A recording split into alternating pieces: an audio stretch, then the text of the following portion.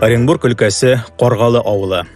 1744 елда Казан арты татарлары императрица Елизавета Петровна рөхсәте белән нигез салган әлеге авыл башкалардан үзенчәлекле язмышы һәм Рәсәй, Урта Азия тарихында зур әһәмияткә ия булуы белән аерылып тора.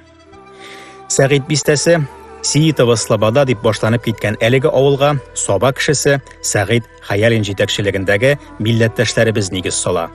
Узган тапшыруда без Сәгыйть бабайның хөкүмәткә куйган шартлары арасыннан мәчетләр төзүгә рөхсәт һәм дин иреген аерып алып, Каргалыны дин, мәгърифәт үзәге буларак тасвирладык. Рәсәйнең көньяк чикләренә урнашып, андагы күчмә халыклар белән уртак тел табу, аларның җирләреннән Бохарага, Иранга чыгу өчен хөкүмәт Каргалыдан ирекле утрау ясый һәм аңа үзенчә яшәргә рөхсәт бирә. Сәяси һәм икътисади яктан Урта Азия аша Рәсәйгә керүче сәүдәгәрләр илчелекләрне үзләренә дине белән дә, теле, мәдәнияте белән дә якын булган татарлар каршылый. Бу халыкара багланышларга уңай йогынты ясап, хөкүмәт тә, Каргалы сәүдәгәрләре дә, чит илләрдә файда күрәләр. Каргалыда товар әйләнеше айдан айга арта гына бара. Бүгенге тапшыруда күбесенчә сәүдә турында сөйләшербез.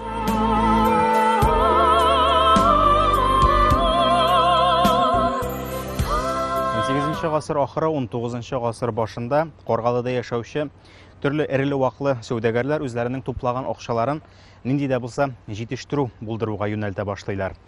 Ни дисәң дә, таможня буларак кына эшләп тору, товарны бер җирдән алып икенче җиргә озатып тору, ул кадәр үк байлык китерми. Яхшы хәлле яшәсәләр дә. Менә җитештергән вакытта, эшкәртеп саткан вакытта товарыңны бермә-бер кыйммәт бәягә озатырга мөмкин була. Шулай итеп Каргалыда сабын кайната башлыйлар. Күн эшкәртәләр, күннән төрле әйберләр җитештерәләр, шуен җитештерәләр хәтта. Һәм 19 гасыр ахырында гомумән көнкүрештә авыл хуҗалыгында кирәк булган кораллар да җитештерә башлыйлар. Әлбәттә, бу икътисадны тагын да үстереп җибәрә, капитал арта. Җитештерүләр дигәннәр ул инде завод-фабрикалар булмый, ул гади генә итеп эшләнгән кичерәк кенә цехлар була. Ләкин андыйлары булса да, бу хәзерге тел белән, терминнар белән сөйләшкән вакытта эш урыннары булдыру, яллы эшчеләр булдыру һәм нинди дә булса инде капитализмның чәчәк ата башлавына китерә. Рәсәйнең көньяк чикләре кирмәннәр белән ныгытылып, Оренбург җирләрендә тәртип урнаштырылган, Каргалы үсеп килүче бистә булган чорда казак далалары таркаулыкта яши. Казакларның кеше жузына кергән нәселләр Рәсәйгә кушылсалар да, башка нәселләр аларга иярми. Алар үз ханнары белән үзләренчә яшәргә омтыла. Дала ягында әледән-әле бәрелешләр, җир өчен сугышлар, талаулар булып тора. Әмма барлык кабиләләрне бергә тупларлык җиңүче Олуг хан һаман күренми әле. Корал һәм юлбашчылар күп булган җирдә сугыш чыгасын көттә тор. Үзара сугышып калсалар бер хәл, туктаусыз караваннар килеп торган сәүдә белән яшәгән Каргалыга һөҗүм ясасалар. Монда бит мал-туардан башлап киемгә кадәр барысы да бар. Әлбәттә, һөҗүм итү, урлашу очраклары бик еш күзәтелә. Сүз вак-төяк урлашу турында гына бармый. Каргалы тирәсендә гомер итүче халыклар бистәне кыерсытып, куркытып торалар.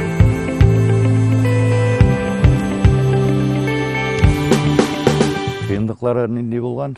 Алар инде көтелмәгән кешеләр бит инде без монда. Тренерлар дип әйтегән, тренерлар булган постоянно. Малларны урлаганнар, балаларны, хатын-кызны, балаларны ялгыз йөргән, үзе генә чыккан яланга, я әрәмәгә чыккан кешеләрне урлап, кыллыкка сатканнар Бухарага, Хивага, ана шундый авырлыклары булган. И ничектер коралланырга кирәк булгач, шул Сәгыйть бабай артыннан йөреп, ул беренче несменяемый старшина булып назначенный булган, Елизавета Петровна исеменнән. Шулай ук аңа бирелгән дәрәҗә атаман, Сәгыйть утаман дип йөрткәннәр аны. В основном менә Каргалычы дигән як казачествога приписанный булганнар, корал булсын өчен. Шуннан корал булгач инде тынычландырганнар.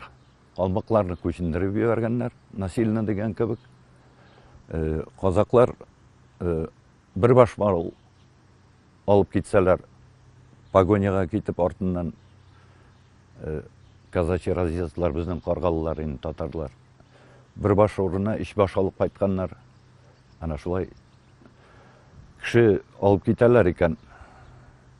Бір-екі баланы алып қайтқандар, аманат етіп, мында тұтқандар. Пакатығы кішіні қайтармайлар. Кішіні я баланы. Ана шулай етіп, тынычландырып алғандар. Шумлы итеп сөйләсәк тә, Қарғалы киң далада бір ялгызы утырып торган саклаучысыз авыл булмый. Якында гына Оренбург кирмәне үсеп килә, күрше Сакмар авылында казаклар гарнизоны тора. Қарғалыга терәлеп диярлек торган тау башында каравыл оештырыла. Даладан яу килә калса, анда учак кабызып, тирә-якка шаң кага торган булалар.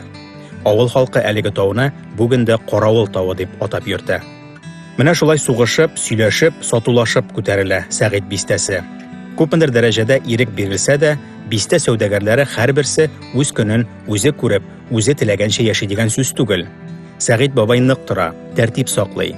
Бистәгә керүче товар исәпле, акчасы түләнгән, чит илдән килүче сәүдәгәрләргә кунакханәләр, сәүдә итү урыннары булдырылган. Ул чордагы Сәгыйть бистәсе күпмедер дәрәҗәдә Рәсәйнең Урта Азиядәге илчелегенә дә охшап куя.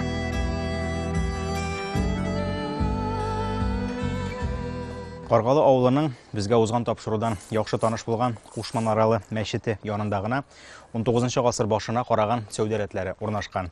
Гомумән, ул Кушманаралы мәчет тирәсенә килеп чыксаң, мондагы элеккеге мәдрәсә урыннары, кибет биналары, бай йортлары бихисап. Бу сәүдәрәтләре инде начаррак хәлдә булу сәбәпле, аңа инде кеше кагылмасын дип, балаша кирип йөрмәсен, егылмасын дип, бүгенге көндә профнастил койма белән әйләндереп алынган, ләкин кирергә теләүчеләрне әлбәттә бик рәхәтләнеп кертәләр, күрсәтәләр, аңлаталар нәрсә икәнлеген. 19-нчы гасырда шушындый махсус урыннарның сәүдәрәтләренең барлыкка килүе сәүдә үсеше белән бәйле. Булай да шул Казакстан яклары белән, көньяк регионнар белән сәүдә мөнәсәбәтләре булдыру өчен төзелгән Қарғалы, ул вакытта инде Сәгыйть бистәсе 19-нчы гасырда тагын да көчәеп китә. Сәүдәгәрләр күбесенчә Казакстан ягы белән эш йөртәләр. Бары тик Казакстанда гына сату алу эшләре белән йөрүче сәүдәгәрләр дә байтак була. Моннан пыяла, сәнәгать товарлары алып китәләр, әйтик инде металл, мәсәлән, теге гел акчага гына сатып алу дигән сүз түгел, алмаштырып та йөргәннәр. Казакстаннан бу якка инде кайта мал туар. Шуның белән бик күп акча эшләүчеләр була. Чагыштыру өчен генә әйтәм, 1834 елгы халык санын алу документларына күз салсак, анда Уфада 3-нче гильдия сәүдәгәрләр 30 кеше, Оренбургта 160 кеше, Сәгыйть бистәсендә, Қарғалыда 3360 кеше. 18-нче гасыр уртасында Казаннан бирегә кадәр 700 километр юл үтеп, күченеп килүнең нәрсә икәнлеген шамалыйсыздар. Ни юлы, ни урманы, ни көтеп торган көләш йөзләре булмаган далага килеп утыручы сәүдәгәрләр авыз ачып йөрмиләр, тешләгән җирдән өзәләр. Яңа бистәгә килеп урнашып, 5 елда үтми, алар тагын 1500 километр ара узып, хәзерге Үзбәкстаннан Хива шәһәре белән сәүдә итә башлыйлар. Беренче сәүдә экспедициясеннән генә дә Оренбургка 7 пот көмеш табыш кайтарыла. Башка сыймаслык сәүдә һәм батырлык. Сәгыйть бистәсе тарихына күбрәк төшенгән саен, 19-нчы гасырда анда дөрестән дә 3000-нән артык сәүдәгәр яшәгәненә ышана башлыйсың. 1870 елгы халык санын алу мәгълүматлары буенча, Қарғалыда 6409 кеше яши. Шуларның 1684-е укый яза белә. Бу 26% халык укымышлы дигән сүз. Әлеге чорда тулаем Рәсәй империясендә укымышлылар 27%, Урта Азияны генә алсак 6% тәшкил итә. Қарғалының зәвык әсере дә шушы соннарда күренә.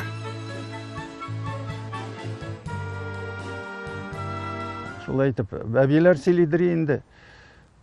Шушы менә калган сату урыннарының алдында 5-6 метр урын бар. Онсы пиала белән кыршалган урамнан.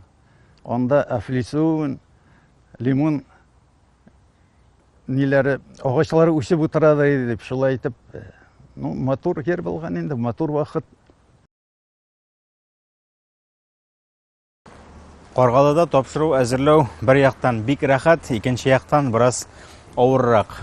Авырлыгы шунда, кайсы якка карасаң да тарихи бина, тарихи корылма, аларның берсен дә төшереп калдырасы килми. Шуңа күрә бераз күп йөрергә, күп төшерергә, күп йөгерергә туры килә. Рәхәтлеге шунда, тапшыруга яздырасы сүзләреңне Каргалының кайсы почмагына басып яздырсаң да бик таманга туры килә. Менә әле дә без ниндидер урам буенча, Киров урамы буенча узып барабыз. Биредә шулай ук менә агач артында бер байның, сәүдәгәрнең йорты, склады яки кибете басып калган.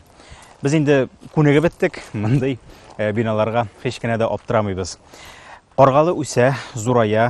Мәсәлән, 1784 елда шушы ул вакытта инде Сәйет бистәсе дип аталган Каргалы авылы аркылы Россия Фәннәр академиясенең этнографик экспедициясе дә узып китә һәм андагы галимнәр бу Каргалыны бик уңай яктан тасвирлап калдыралар. Барлык халкында бай, яхшы яшәвен, таш фундаментка утырткан йортларның күп булганлыгын, кешеләрнең матур итеп, чиста итеп, пөхтә итеп киенгәннәрен әйтеп узалар, хатын-кызларын инде үзләрен бик шундый горур тотучы һәм бизәнергә бик яратучы, инде көмеш беләзекләре, алкалары күп булган, йортта әйберләре күп булган кешеләр буларак тасвирлап калдыралар.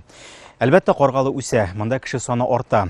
Ул инде як-якка гына җәелеп калмыйча, чит төбәкләргә чыгып китүче кешеләр дә була. Булар инде чын мәгънәсендә инде теге күп сәүдә иткән, күпне күргән бай кешеләр. Алар бу төбәктә генә күчеп урнашмыйча, Казакъстанның тагын да эчкәрәк регионнарына кирип китәләр. Шулай итеп, кайсы бер мәгълүматлар буенча шушы Каргалыдан күчеп утырган кешеләр бер яктан инде менә 34 дип әйтәләр, шулай инде 38 авылга башлангыч биргәннәр дигән мәгълүмат та бар.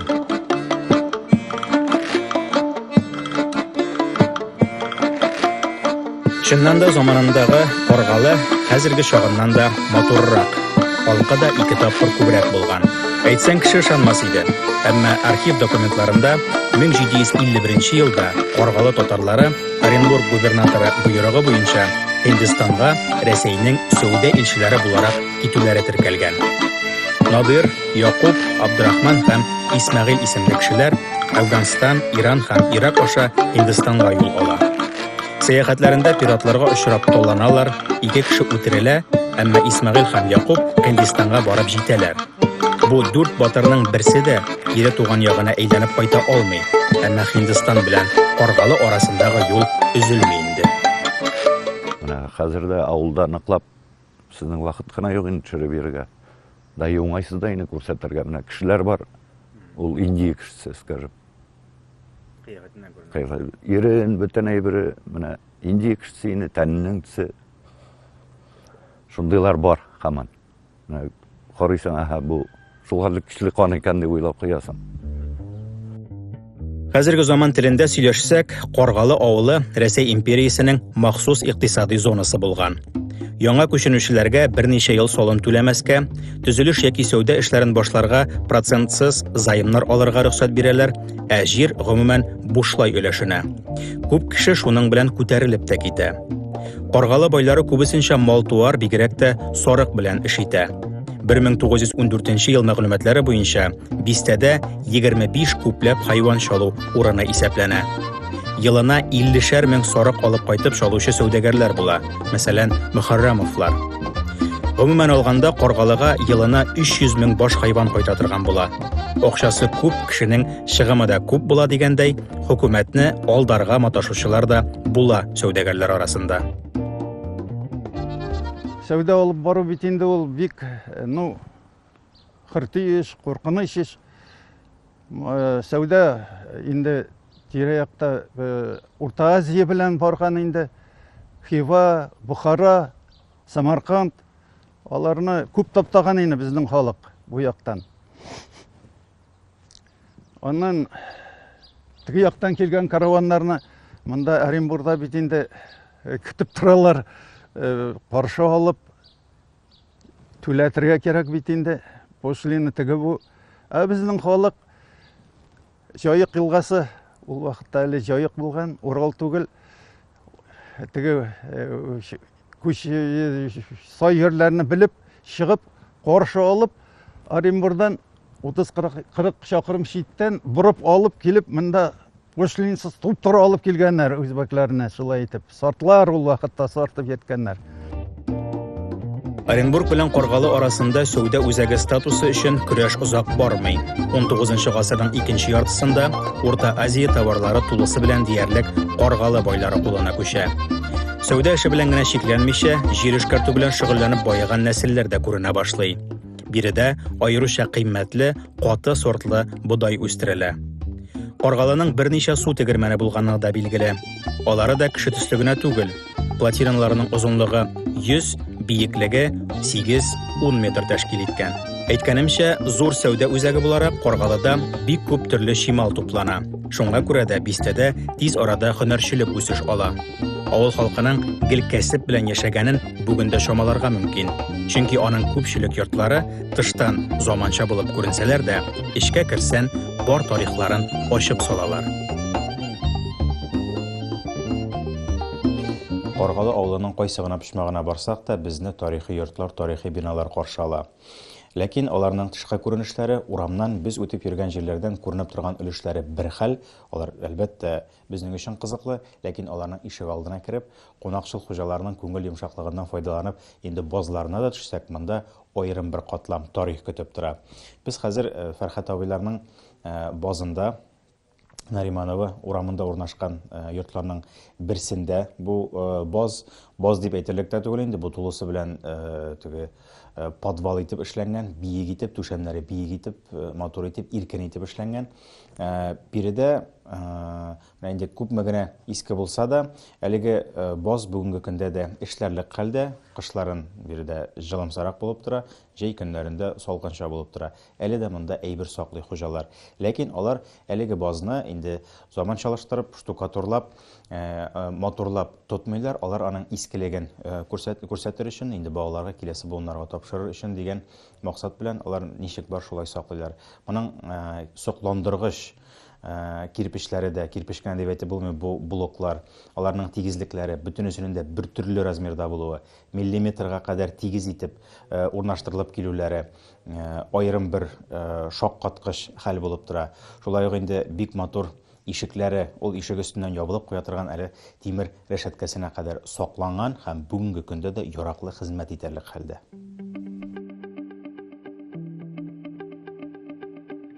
Каргалы халкы хәлле яшәгән, сүз дә юк. Бистә аша узган сәяхәтчеләр кулъязмаларында мондагы татарларның фарфор, көмеш савыт саба, келәмнәр бик яратуын һәм йортларын шундый сирәк һәм кыйммәтле товарлар белән бизәвен теркәп калдырганнар. Шулай булса да, Каргалының гади сәүдә бистәсе генә түгел, шик буенда урнашуында онытырга ярамый. Хөкүмәт нинди генә льготалар бирсә дә, тиешле тәртип саклануга катгый таләпләр куела. Мондагы халык өчен Оренбург губернаторы алдында бистәгә нигез салучы һәм аның старшинасы булган Сәгыйть Хәялин үзе җавап тота. Аннан башка бу вазифаны беркемгә дә ышанып тапшырмыйлар. Несменяемый старшина буларак, Сәгыйть бабайны куып та, бүтән кеше сайлап куеп та читкә этәрә алмыйлар. Ул үлгәнче үз вазифасын башкарырга тиеш була. Сәгыйть бабай должностные обязанности буенча таможнендан да тоткан. Ул карап тоткан, минуя таможню, үтмәсеннәр товарлар дип. Шуңа күрә аны бик яратып үтмәгән сәүдәгәрләр, кайбыраулары, кара байлар дип әйтегене, налог төләмичә генә сәүдә иткәннәр. И Сәгыйть бабай үлгәч, в свое время мин уйлаган буенча ине, ул так просто неспроста ташы югала бит. Ташын юк иткәннәр. Менә 15-нче елга хәтлем аның ташы юк, күмелгән урынын беләйек. Әти, әбиләр, бабайлар сөйләгән буенча ташы юк иде. 15-нче елда куйдык ташын. Сәгыйть Хәялинның нәсел дәвамчысы Рауил абый Каргалы зиратында әлеге ташны куйганда, анда язылачак һәр исемне җентекләп тикшереп чыга. Бу эшендә аңа ярдәмгә Сәгыйть бабайның туган ягы Саба районыннан тарихчы Рауил Гомәров килә. Ул табып җибәргән ревизия документларында 20 яшьлек Сәгыйть Хәялин исеме дә табыла. Әтисе Гает, аның әтисе Котлы Мөхәммәд икәнлеге дә шул документлардан төгәл билгеле. Хәзер инде алар ташка да язылган. Без басып торган урыннан офыкка кадәр сузылган Каргалы зиратында Сәгыйть Хәялин каберен зурлыгы яки купшылыгы буенча эзләп табыйм диме. Ул гади генә бер таш. Янындагы төрбәсе буенча шомалап тапсан гына. Нинди генә бай нәселләр яшәвенә карамастан, зиратта мондый төрбәләр 5 генә. Әлеге төрбәдә Сәгыйть бабай һәм аның 3 хатыны җирләнгән. Каргалының күп санлы бай нәселләре, сәүдәгәр нәселләре арасында аерып әйтергә теләгән фамилияләр дә бар. Иң беренче чиратта әлбәттә бу Хөсәйновлар нәселе. Алар инде бер генә сәүдәгәр булмаганнар. Һәм инде сәүдәгәр дигәннән аларны бик җайлы табырга була. Теге метрикаларда яки берәр төрле китапларда бай исеме өстәлгән кеше булса, димәк инде ул ким дигәндә 3нче гильдия дәрәҗәсендә йөргән сәүдәгәр була. Гали бай, Гани бай, Әхмәт бай һәм башкалар. Сүз уңаеннан менә бу Олы юл кырыенда Кушманаралы мәчеттән ерак түгел генә урнашкан кибет һәм склад Гали бай Яруллинның склады булып торган. Хөсәйновлар нәселенә кире кайтсак, алар арасында иң күренекле шәхес дип мин Гани бай Хөсәйновны атар идем. Аның инде тулы исеме Габделгани. Аның бик күп шәһәрләрдә кибетләре һәм складлары булган. Алар арасында Семипалатинскта бар, Ташкентта бар, Бухарада бар, Ферганада бар.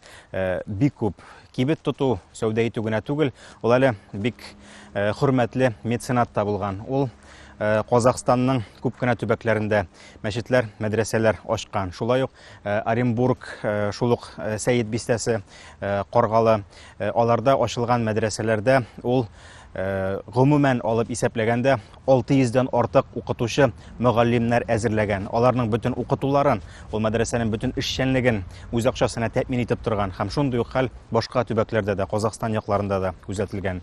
Җәмәгать эшеннән беркайчан да тартынмаган, качмаган. Әйтик, казаклар белән үзбәкләр арасында сәүдә юлларында берәр төрле ызгыш чыга калса, ул һәр вакытта да мировой судья дип әйтәбез инде. Шул ике арада, ике якныда утыртып сөйләшүче, уртага салып сөйләштерүче кеше булып торган. Димәк, аны бик нык хөрмәт иткәннәр. Шулай ук 1880 елда Казакъстанда һәм аның тирә-ягындагы төбәкләрдә бик көчле корылык аркасында ачлык башлана. Менә шул вакытта да Габделгани Хөсәйнов үзенең булган ашлык запасларына бәя күтәрмичә, киресенчә ул бәяне төшереп, әле кайсы бер гаиләләрне үз акчасына ашатып та тота. Хөсәйновлар нәселенә соңрак Оренбургның үзенә барып җиткәч, тагын бер кат тукталырбыз. Анда урынлырак та булыр. Атаклы Хөсәйния мәдрәсәсендә шул сәүдәгәрләр төзетә бит. Бу урында мин тагын бер кат Каргалының бүгенгесенә күз салыр идем. Әлеге авыл үз тарихи нигезен саклап, аны дәвам итеп яшәүнең бердән-бер сәбәпчесе авыл халкы үзе.